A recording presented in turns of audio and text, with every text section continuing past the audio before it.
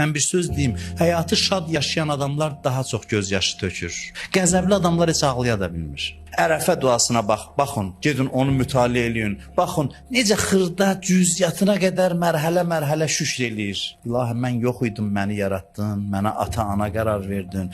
Anamın ürəyinə mənim məhəbbətimi saldın. Anam mənə təmənnasız xidmət elədi. Başqası heç kəs eləməzdi bunu. Ananın ürəyində uşağa məhəbbət olmasaydı, gecə elə oyanıb ona qida verməzdi. Bir vaxt mənim dişim yox idi, elə yemək hazırladın ki, mədəmə uyğun olsun. Sonra bir-bir sayır, gözündən yaş dillər, qəribə ağlayıb İmam Hüseyn Ərəfə duasını oxuyanda. Sonra duasını eləyir, təzdən ürəyi dözmür, qayıdır yenə şükrə, yenə minnətdarlığa. Bu göz yaşının harası acıdır? Bu sevinç göz yaşlarıdır.